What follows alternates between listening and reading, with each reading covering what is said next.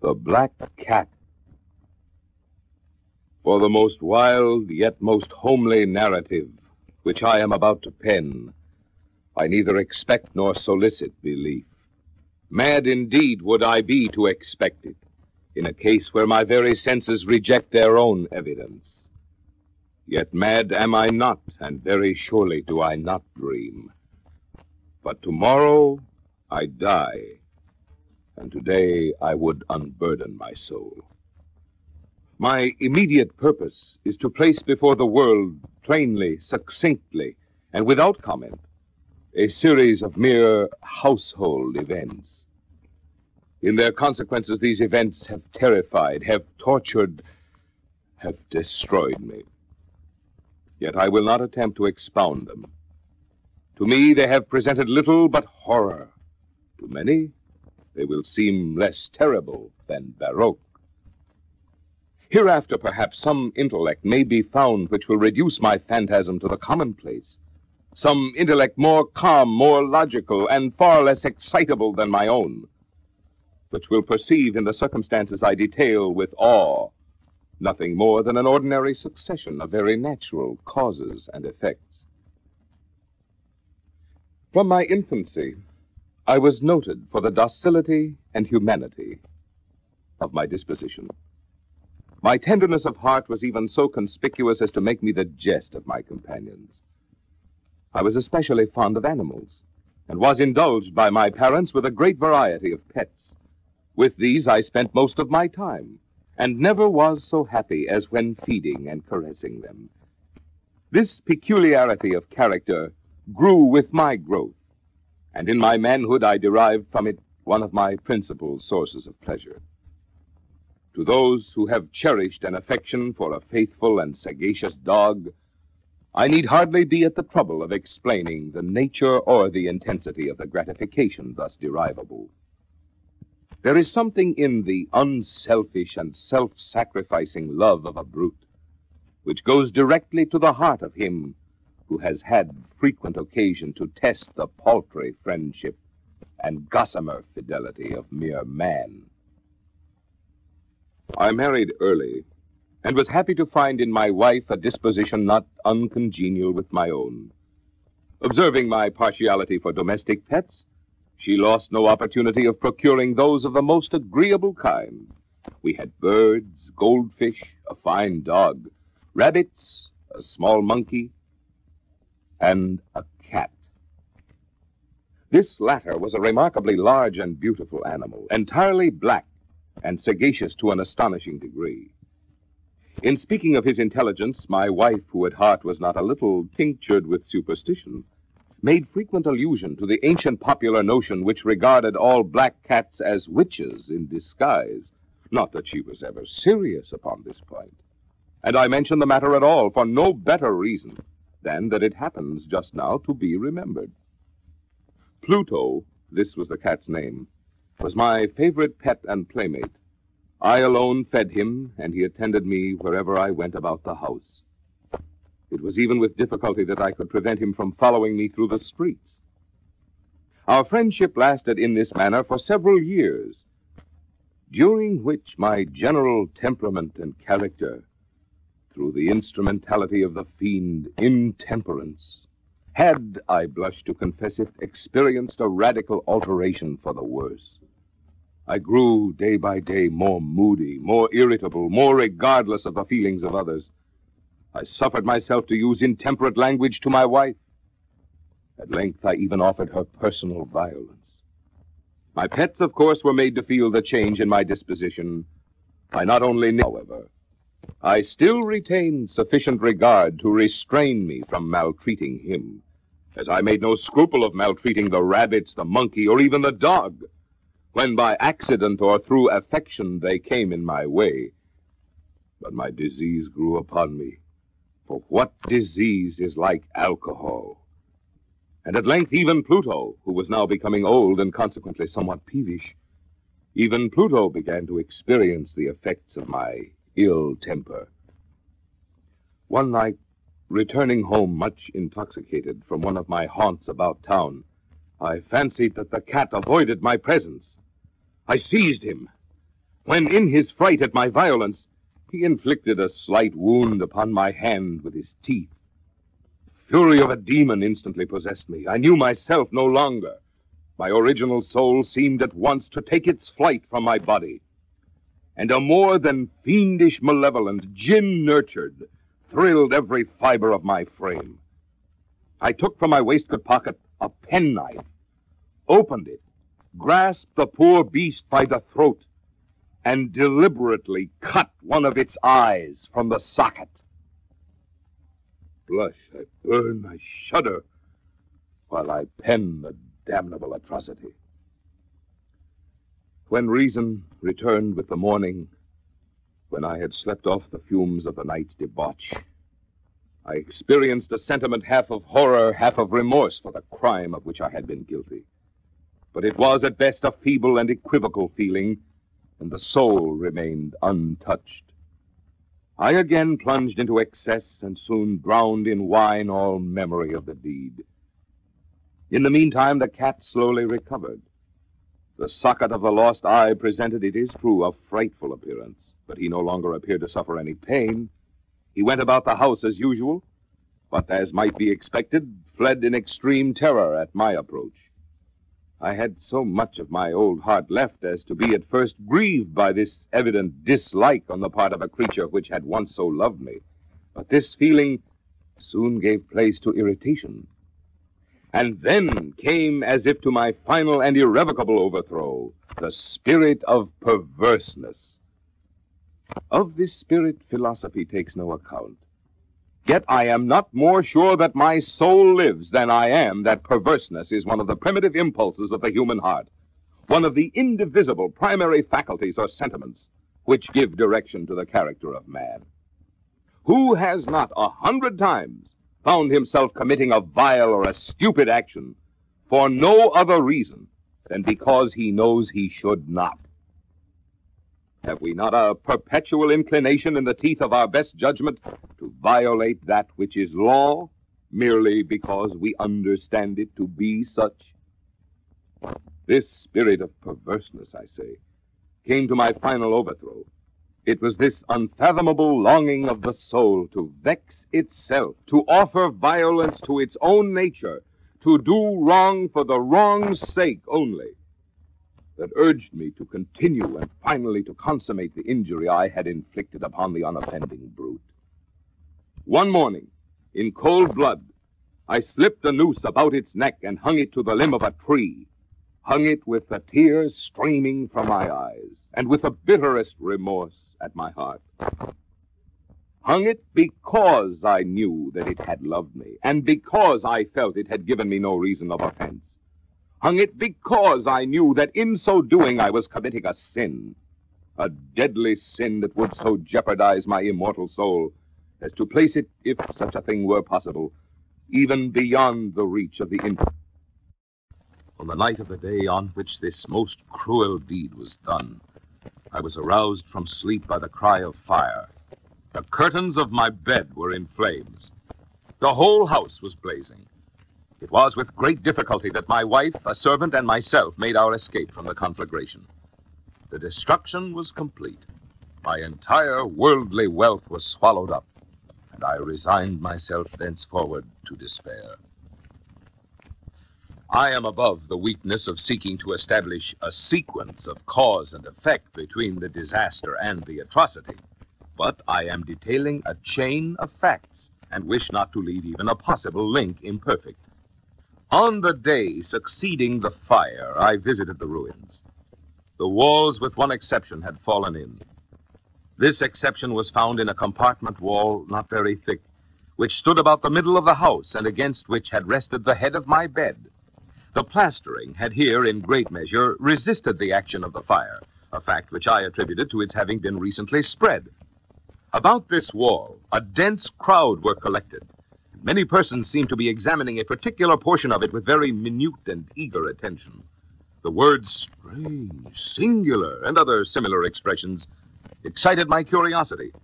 I approached and saw, as if graven in bas-relief upon the white surface, the figure of a gigantic cat. the impression was given with an accuracy truly marvelous. There was a rope about the animal's neck.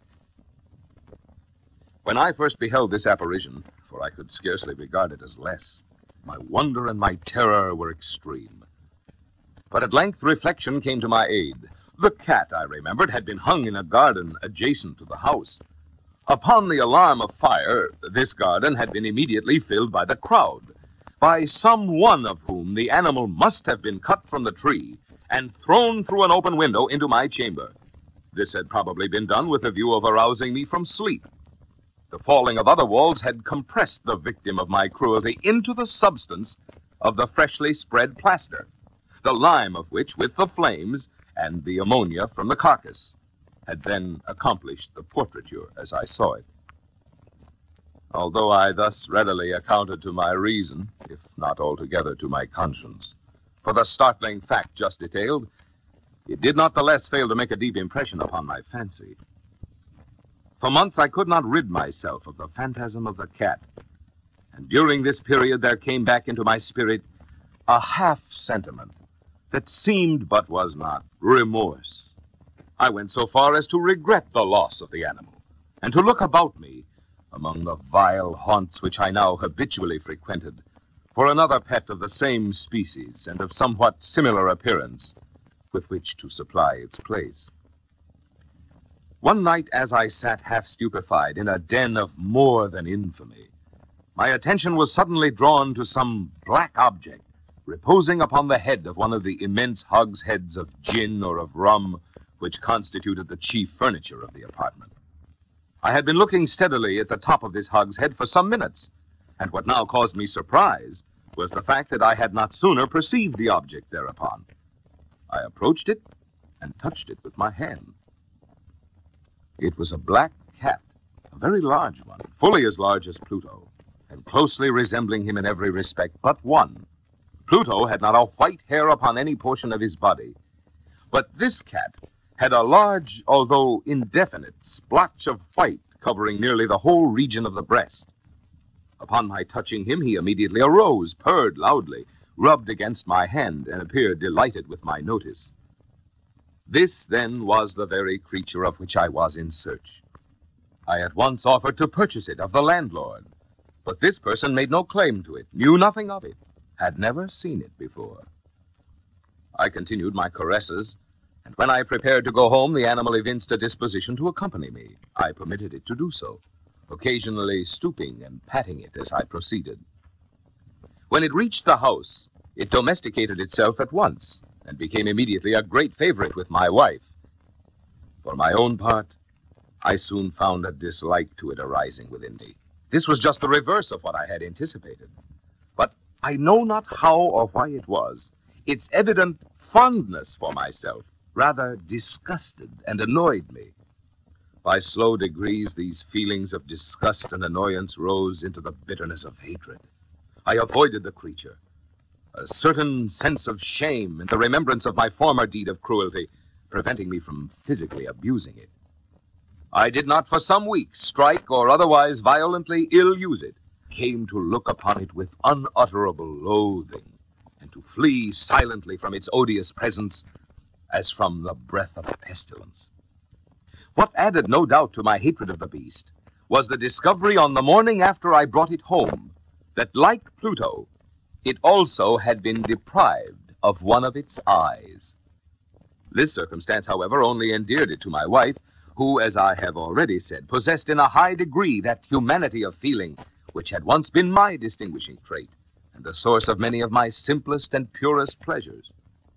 With my aversion to this cat, however, its partiality for myself seemed to increase. It followed my footsteps with a pertinacity which it would be difficult to make the reader comprehend. Whenever I sat, it would crouch beneath my chair or spring upon my knees, covering me with its loathsome caresses. If I arose to walk, it would get between my feet and thus nearly throw me down, or, fastening its long and sharp claws in my dress, clamber in this manner to my breast.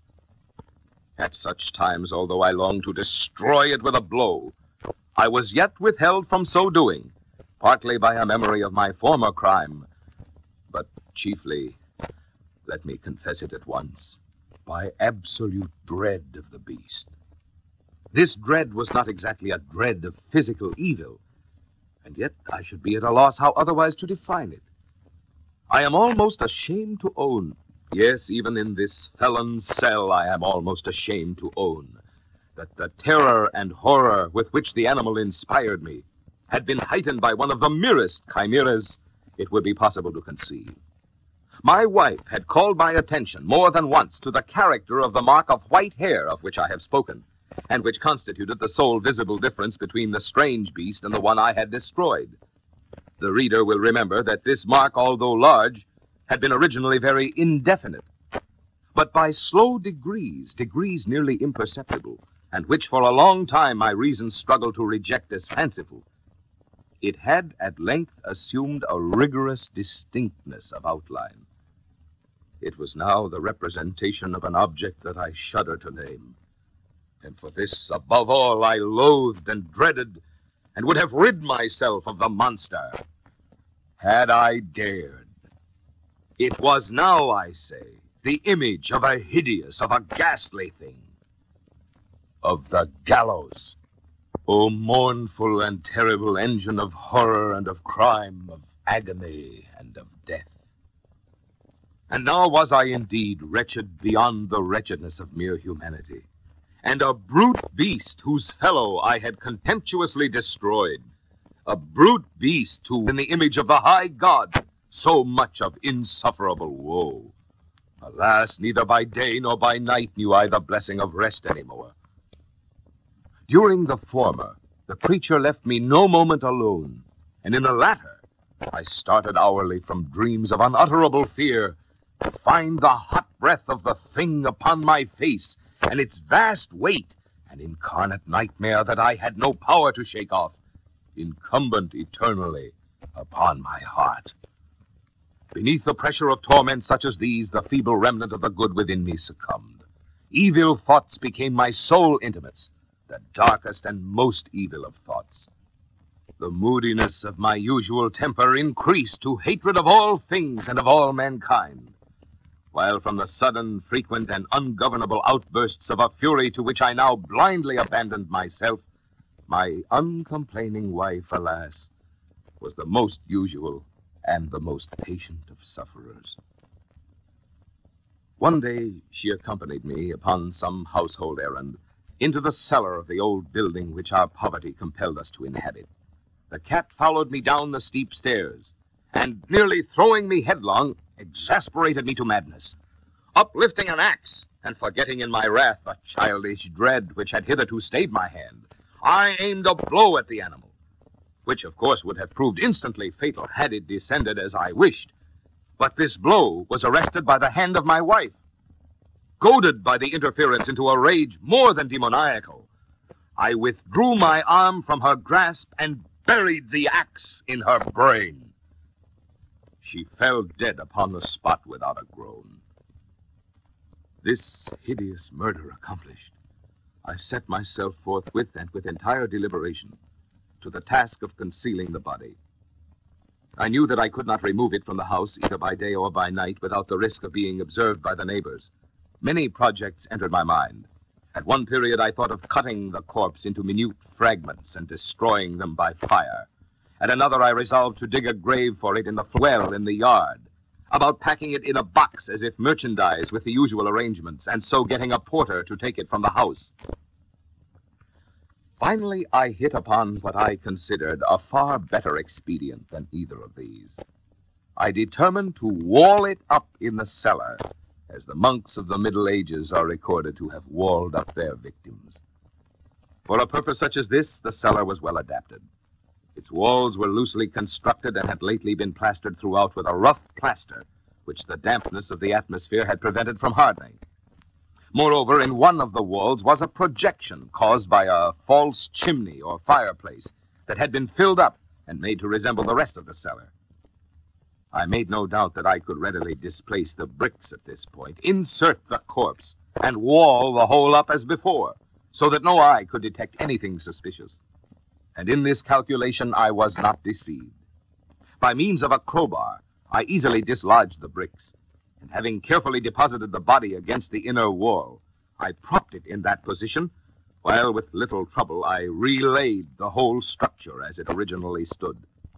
Having procured mortar, sand, and hair with every possible precaution, I prepared a plaster which could not be distinguished from the old, and with this I very carefully went over the new brickwork.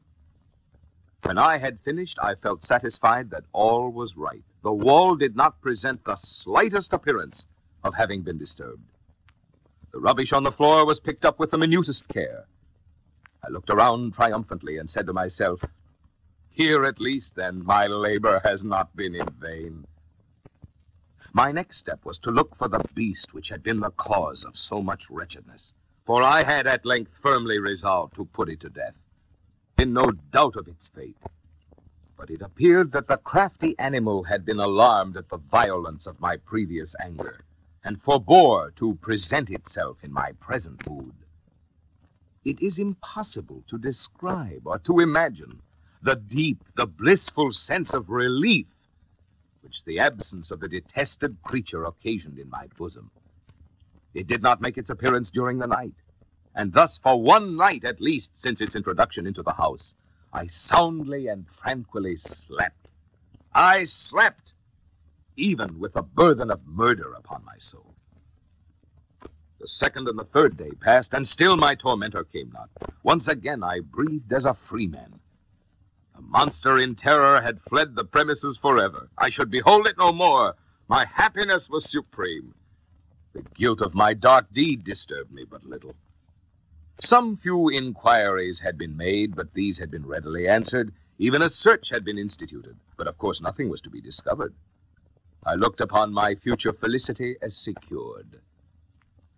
Upon the fourth day of the assassination, a party of the police came very unexpectedly into the house and proceeded again to make rigorous investigation of the premises. Secure, however, in the inscrutability of my place of concealment, I felt no embarrassment whatever. The officers bade me accompany them in their search. They left no nook or corner unexplored. At length, for the third or fourth time, they descended into the cellar. I quivered not in a muscle. My heart beat calmly as that of one who slumbers in innocence. I walked the cellar from end to end. I folded my arms upon my bosom and roamed easily to and fro. The police were thoroughly satisfied and prepared to depart. The glee at my heart was too strong to be restrained. I burned to say, if but one word by way of triumph, and to render doubly sure their assurance of my guiltlessness. "Gentlemen," I said at last as the party ascended the steps, "I delight to have allayed your suspicions. I wish you all health and a little more courtesy. By the by, gentlemen, this is a very well-constructed house." In the rabid desire to say something easily, I scarcely knew what I uttered at all. "I may say an excellently well-constructed house.